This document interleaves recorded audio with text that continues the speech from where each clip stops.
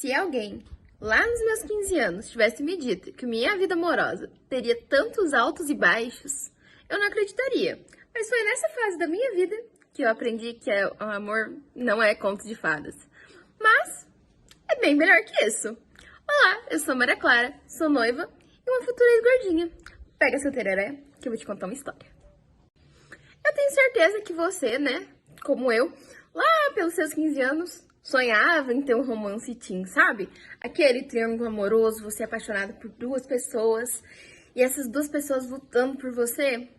Então, foi mais ou menos o que aconteceu. Só faltou a parte das duas pessoas lutando por você. Mas eu tava apaixonada por duas pessoas naquela época. E eu achei que seria lindo, que seria digno de cinema. Mas seria, sim, digno de uma comédia romântica. Que não acabou tão bem assim. Bom, eu era apaixonada por um menino que eu coloquei muita expectativa. Cara, assim, ele era maravilhoso na primeira semana. Por quê? Porque ele me dava atenção. Era isso que ele tinha de diferente. Ele me dava atenção. Ponto. E aí, com o passar do tempo, ele acabou me falando que ele nunca faria coisas românticas. Gente, eu sou uma adolescente criada por livros de romance, com histórias de contos de fadas. Como assim você não vai me dar romance? Não, flor, carta, nem precisa pedir. Eu, né, fui atrás de alguém que me desse flores e cartas. Flores eu não ganhei, né? Mas cartinhas, eu sempre ganhava. Eu e mais meio mundo, né? Porque a segunda pessoa gostava de mim, mas o coração dele era muito grande. Eu que não soube entender isso, sabe?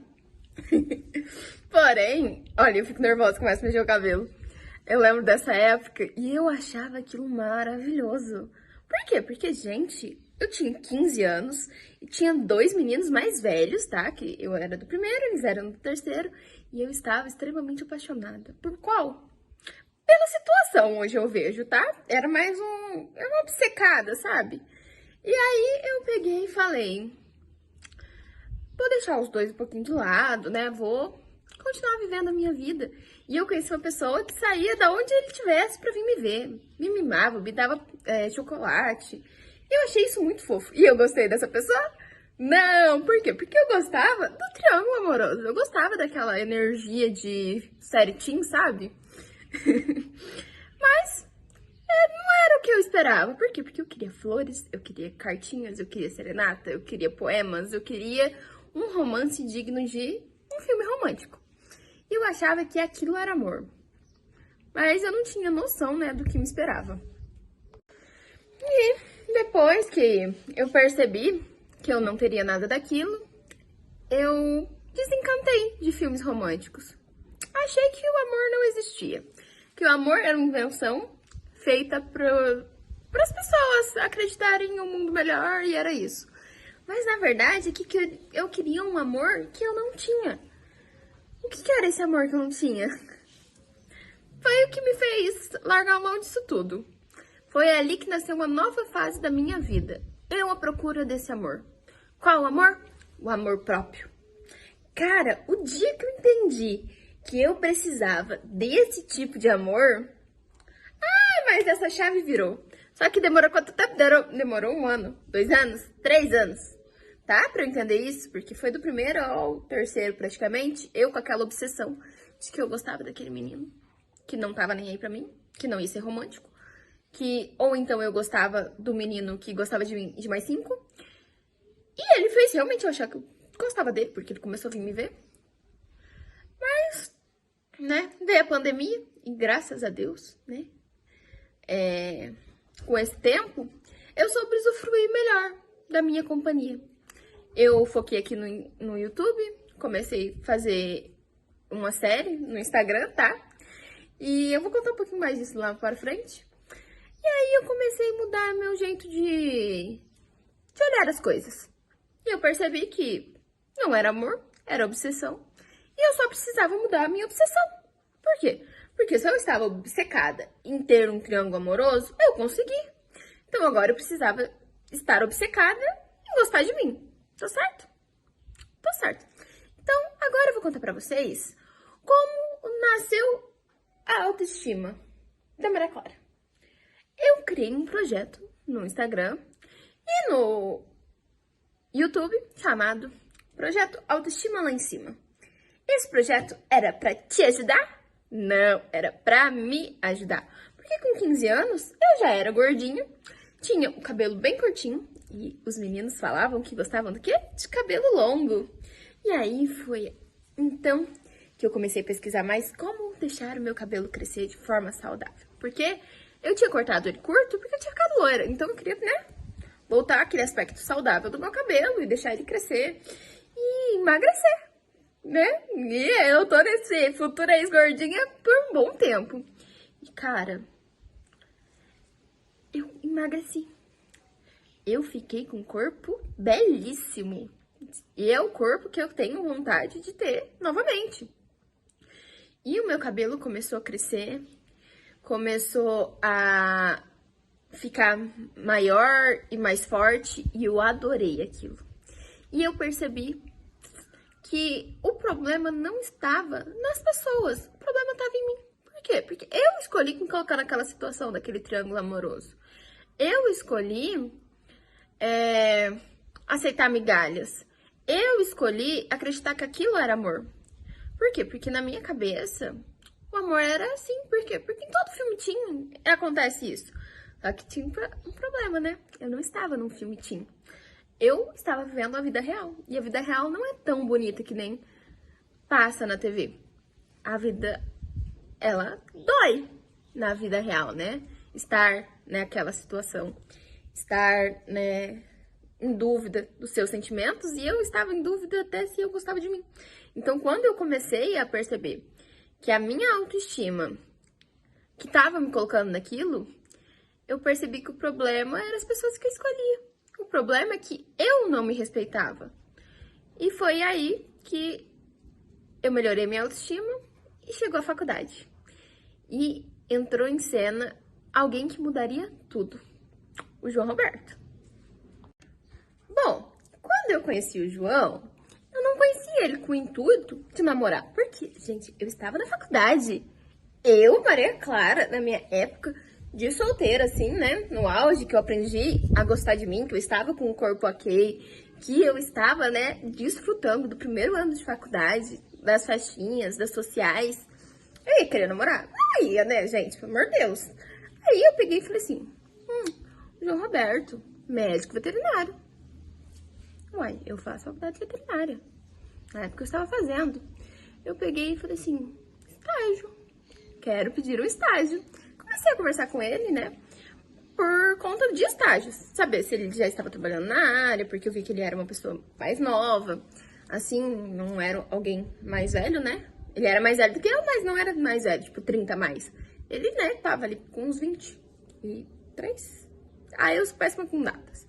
E aí, eu peguei e falei se ele, né, tava trabalhando na área. Ele falou que não. Mas se ele começasse a trabalhar, ele me daria um estágio. Falei, ok. Começamos a conversar como pessoas normais, amigos, colegas, né, de profissão. E aí, ele começou a namorar outra menina. E eu fiquei com uma pontinha de ciúme. Tipo, não é nada, meu. Mas, e era bonito. Veterinário. E não me quis. Como assim, gente? Eu tava numa fase que, tipo assim, né? A minha autoestima tava muito boa, então isso mexeu um pouquinho com o meu ego. Mas, bola pra frente, ele começou a namorar. Eu comecei a aproveitar de novo a vida, né? E aí, 7 meses depois, eu vejo uma mensagem no Instagram chegando. Oi, tudo bem? Você sabe se vai ter procissão hoje? Uma sexta-feira santa, gente. De tarde. Uma mensagem dele chegando. Eu com meu ego ferido. Eu ia responder? Responde. Por quê? Porque era coisa da igreja. Achei que poderia ser pecado eu, né, não responder o menino. Porque sexta-feira santa, semana santa, vou deixar o meu orgulho de lado. Vou ser uma pessoa, né, espiritualmente evoluída. Oi, tudo bem? Vai sim.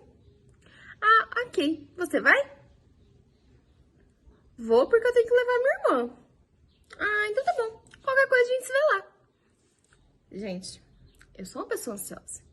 Eu sou uma pessoa, né, que na minha cabecinha fica bitolada com as coisas. Falei, esse menino vai estar na procissão. Contei pra minha mãe, contei toda a história, né? Eu tinha conversado com ele uma vez. E aí, a gente foi pra procissão. E a gente andando na procissão, minha mãe olhou pra mim. Eu olhei pro chão, olhei pra bota, olhei pra calça, olhei pra chave do carro. E eu lembrei que da chave do carro dele tinha um negocinho da veterinária. Eu olhei aqui e falei, mãe, é o João. A minha mãe, você tem certeza? Aham. Ela só fez assim, ó, vai pra lá, ó. Vai pra fila de lá. E a senhorinha que tava atrás de mim, acho que percebeu que eu ia passar. Foi pra trás, eu fui pra frente. Aí eu passei e fiz tipo assim, ó, nele. Oi? E eu saí andando.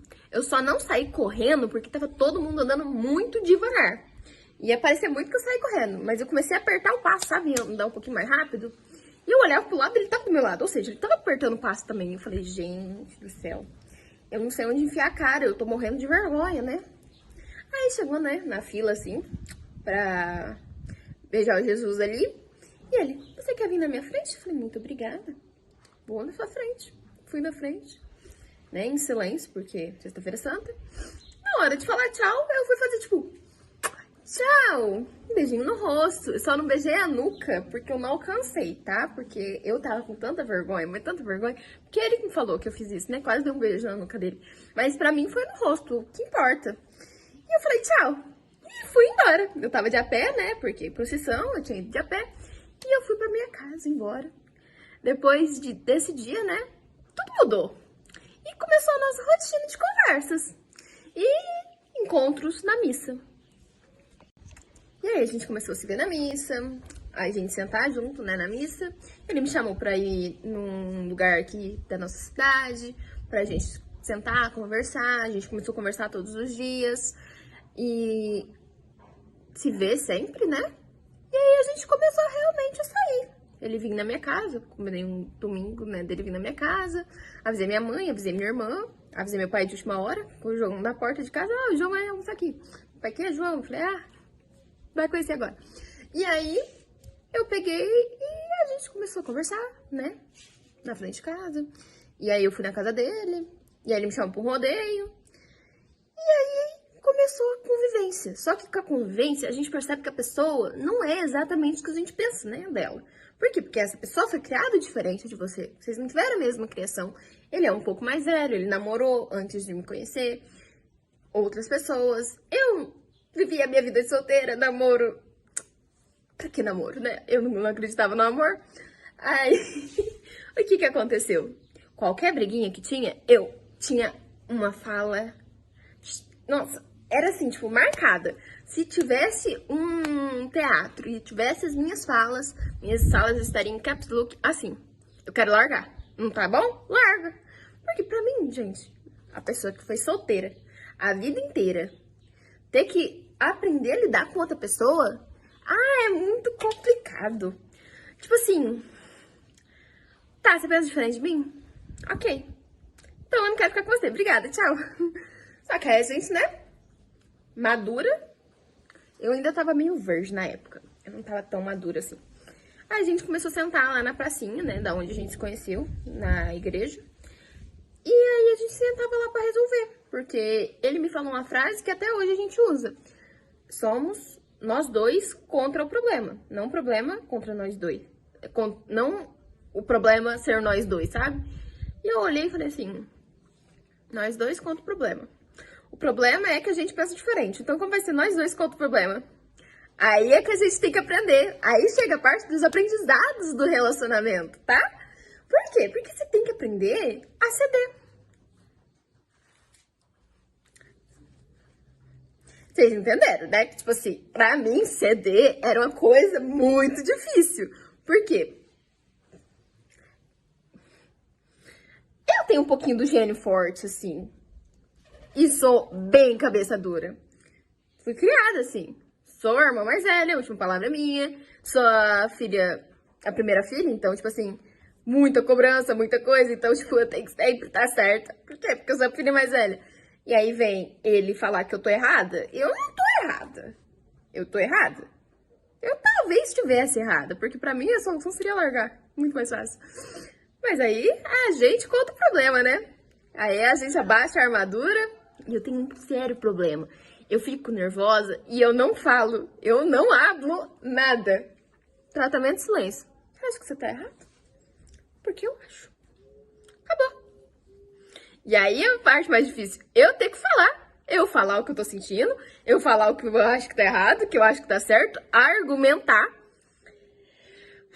Mas aí, né, tudo bem. Somos nós contra o problema. E passamos por essa fase. E nesse meio de tempo, aprendemos a lidar um com o outro. E aí vem. E aí vem o quê? A troca de emprego do João. Eu falo pra ele, amor, você é muito bom como veterinário. Eu te vejo como veterinário. Por quê? Porque eu comecei a acompanhar ele em pequenas coisas que ele fazia num sítio, no outro, tudo bem. Por que você não consegue um emprego nessa área? Não procura um emprego nessa área? Porque na época ele estava trabalhando com outra coisa. Ele olhou pra mim, eu olhei pra ele, ele falou, talvez você esteja certa. Eu falei, óbvio que eu tô certa. E aí ele começou a trabalhar, né, pra uma pessoa com essa área de veterinária, mas assim, era mais escritório, mas tinha parte de veterinário. Foi um período, né, até encontrar esse emprego e ele ficou desempregado. E aí que vem a dificuldade, né, porque menos dates, mais problemas com dinheiro, e isso vai afetando o relacionamento, porque a pessoa fica nervosa, e eu faculdade, e juntava muita coisa. Então foi ali um tempo que a gente teve realmente pra conhecer um ao outro o lado sombra, né? O pior lado um do outro, que é o lado nervoso, é o lado ansioso, é o lado preocupado. E aí ele trocou de emprego e as coisas começaram a melhorar. Ele ficou trabalhando um tempo nesse emprego. Quando ele começou a ganhar um dinheirinho, o que ele fez? Ele me pediu em casamento. Por quê? Porque eu estive com ele todo esse tempo. Eu incentivei ele ter o melhor lado dele. E aí, quando veio, né, esse pedido de casamento, foi exatamente onde a gente se conheceu. Foi na capela de Nossa Senhora. E quando ele fez o pedido de casamento, não foi, tipo assim, aquela coisa com fogos de artifício e isso e aquilo. Mas foi um anel, um textinho muito fofo e ele chorando, ajoelhado na frente de Nossa Senhora. Gente, não tem como falar não pra isso. Não é, tipo assim, o pedido de casamento de uma princesa. Mas é um pedido de casamento de uma pessoa católica, linda, maravilhosa e real, tá? Então, tipo assim, aquela glamorização que falam sobre pedido de casamento, ser perfeito, ser não sei o quê. Gente, o pedido perfeito é o que tá dentro da história de vocês. Óbvio que pra mim esse foi o melhor pedido de casamento. Por quê? Tinha um lugar que a gente se conheceu, tinha uma cartinha, tinha ele ajoelhado, ele se mostrando vulnerável, que ele estava chorando, ele falando que me amava, tinha um anel de noivado. O que eu podia pedir mais? Pra mim, aquilo lá era perfeito. Então, é sobre isso, sabe? Sobre a perfeição não ser o padrão que pra todo mundo é. Um restaurante chique, flores, e é isso. A perfeição é a pessoa entender a história de vocês e fazer daquela história um pedido de casamento perfeito. Entende? O quanto isso é valioso é esse valor que tem. Esse sabor, sabe? Tipo assim, ser algo único. Não é todo mundo que vai ter um pedido de casamento assim, mas você teve. Por quê? Porque estava dentro da sua história. E é isso que é bonito. E você fala assim, Maria Clara, então você já começou a planejar o casamento, isso e aquilo? Não. Vai passar um tempo já, né, que eu estou noiva, mas eu ainda não comecei a planejar o casamento. Por quê? Porque planejar o casamento é a última coisa que você faz quando você fica noiva. Por quê? Porque você precisa de uma casa pra morar, não é verdade? Eu gosto de ter um teto sobre a minha cabeça, mas aí vai de cada um.